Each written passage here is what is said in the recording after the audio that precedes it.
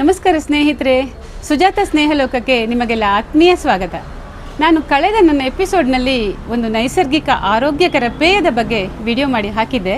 ಅದರಲ್ಲಿ ಈ ಗುಡುಚಿ ಅಂದರೆ ಅಮೃತ ಬಳ್ಳಿ ಕೂಡ ಸೇರಿತ್ತು.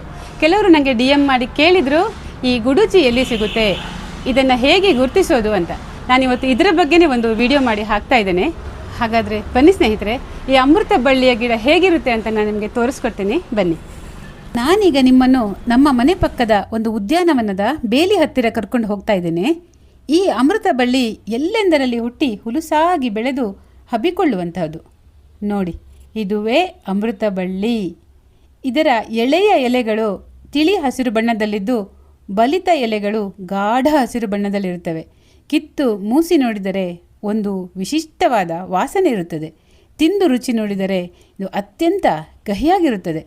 ಒಮ್ಮೆ ನೀವು ಈ ಅಮೃತ ಬಳ್ಳಿಯ ಪರಿಚಯ ಮಾಡಿಕೊಂಡ್ರೆ ಅದು ನಿಮ್ಮ ನೆನಪಿನಿಂದ ಮಾಸಲು ಸಾಧ್ಯವೇ ಇಲ್ಲ. ಈ ಔಷಧೀಯ ಸಸ್ಯ ತಾನಾಗಿ ಹುಟ್ಟಿ ಬೆಳೆದು ಹಬ್ಬುತ್ತದೆ. ಯಾವ ಆರೈಕೆಯೂ ಬೇಡ, ಯಾರ ರಕ್ಷಣೆಯೂ ಬೇಡ. ಬೆಳಗ್ಗೆ ಖಾಲಿ ಹೊಟ್ಟೆಯಲ್ಲಿ 2 ಅಮೃತ ಬಳ್ಳಿಯ ಎಲೆಗಳನ್ನು ಜಗ್ಗಿದು ತಿನ್ನುವುದರಿಂದ ರಕ್ತದಲ್ಲಿ ಸಕ್ಕರೆಯ ಮಟ್ಟವನ್ನು ಹತೋಟಿಯಲ್ಲಿ ಇಟ್ಕೊಳ್ಬಹುದು. ನಾನಂತೂ 20 ವರ್ಷಗಳಿಂದ ಈ ಅಮೃತ ಬಳ್ಳಿಯ ಎಲೆಗಳನ್ನು ಸೇವಿಸುವ ಅಭ್ಯಾಸವನ್ನು ಮಾಡಿಕೊಂಡಿದ್ದೇನೆ. ನೇರವಾಗಿ ಹಾಗೆ ಜಗಿದು ತಿಂತೇನೆ ಅಥವಾ ಜ್ಯೂಸ್ಗೆ ಸೇರಿಸಿ ಕುಡಿಯುವ ಅಭ್ಯಾಸವನ್ನು ಮಾಡಿಕೊಂಡಿದ್ದೇನೆ. ನೀವು ಪ್ರಯತ್ನಿಸಿ ನೋಡಿ ಸ್ನೇಹಿತರೆ. ಎಲ್ಲರೂ ಆರೋಗ್ಯವಾಗಿರೋಣ. ಆರೋಗ್ಯವೇ ಮಹಾಭಾಗ್ಯ ಅಲ್ವಾ? ಈಗ ಆ ಬದಿಯಲ್ಲಿ ಒಂದು ದೊಡ್ಡ ಬೇಲಿ ಇದೆ, ಅಲ್ಲಿಗೆ ನಿಮ್ಮನ್ನು ನಾನು ಕರ್ಕೊಂಡು ಹೋಗ್ತೀನಿ ಮತ್ತು ಒಂದು ವಿಶೇಷ ತೋರಿಸ್ತೀನಿ. ನೋಡಿ, ಇದೇ ಆ ವಿಶೇಷ. ಇದು ಅಮೃತ ಬಳ್ಳಿಯ ತದ್ರೂಪಿ. ಇದು ಯಾವ ಬಳ್ಳಿ ಅಂತಲೂ ನನಗೆ ಗೊತ್ತಿಲ್ಲ, ಯಾವುದೋ ಒಂದು ಕಾಡು ಬಳ್ಳಿ. ಇದರ ಎಲೆ ಸಹ ಅಮೃತ ಬಳ್ಳಿಯ ಎಲೆಯ ಹಾಗೆಯೇ ಹೃದಯಾಕಾರವಾಗಿದೆ. ಆದರೆ ಅಮೃತ ಬಳ್ಳಿಯ ಎಲೆಗೆ ಇರುವ ಕಹಿ ರುಚಿ ಇದಕ್ಕಿಲ್ಲ ಮತ್ತು ಆ ವಿಶಿಷ್ಟ ವಾಸನೆ ಕೂಡ ಇದಕ್ಕೆ ಇಲ್ಲ. ಅಮೃತ ಬಳ್ಳಿಯನ್ನೇ ಹೋಲುವ ವಿಷದ ಬಳ್ಳಿಗಳು ಕೂಡ ಇರಬಹುದು.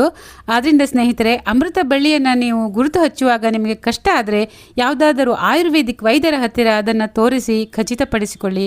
ಅಥವಾ ಯಾರಿಗಾದರೂ ತಿಳಿದವರ ಹತ್ತಿರ ಪ್ರತ್ಯಕ್ಷವಾಗಿ ಆ ಎಲೆಯನ್ನು ತೋರಿಸಿ ಇದು ಅಮೃತ ಬಳ್ಳಿ ಅಂತಲೇ ನೀವು ಅದನ್ನು ಗುರುತು ಹಚ್ಚಿಕೊಳ್ಳಿ. ಆಯುರ್ವೇದದಲ್ಲಿ ಅಮೃತ ಬಳ್ಳಿಗೆ ಅತ್ಯುನ್ನತವಾದ ಸ್ಥಾನ ಇದೆ. ಈಗ ಅಮೃತ ಬಳ್ಳಿಯ ಕೆಲವು ಅತ್ಯದ್ಭುತವಾದ ಔಷಧೀಯ ಗುಣಗಳ ಬಗ್ಗೆ ಹೇಳ್ತೇನೆ.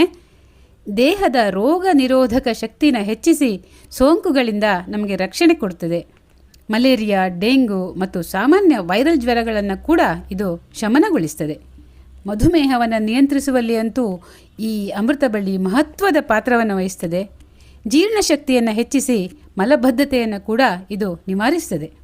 ತ್ರಿದೋಷಗಳಾದ ವಾತ, ಪಿತ್ತ ಮತ್ತು ಕಫದೋಷಗಳನ್ನು ಕೂಡ ಅಮೃತ ಬಳ್ಳಿ ಸಮತೋಲನದಲ್ಲಿಡುತ್ತದೆ. ಇಂದಿನ ಬಹುದೊಡ್ಡ ರೋಗವಾದ ಡಿಪ್ರೆಷನ್, ಖಿನ್ನತೆಯನ್ನು ಕೂಡ ದೂರ ಮಾಡುವ ಶಕ್ತಿ ಮತ್ತು ನರಮಂಡಲವನ್ನು ಶಾಂತಗೊಳಿಸುವ ಶಕ್ತಿ ಈ ಅಮೃತ ಬಳ್ಳಿಗಿದೆ. ಹಾಗಂತ ಇದರ ಅತಿಯಾದ ಸೇವನೆ ಕೂಡ ಒಳ್ಳೆಯದಲ್ಲ, ಯಾಕಂದರೆ ಇದು ಉಷ್ಣಗುಣವುಳ್ಳದ್ದು. ಅತಿಯಾದರೆ ಅಮೃತ ಕೂಡ ವಿಷ ಅನ್ನೋದನ್ನು ನಾವು ನೆನಪಿಟ್ಕೊಳ್ಬೇಕು.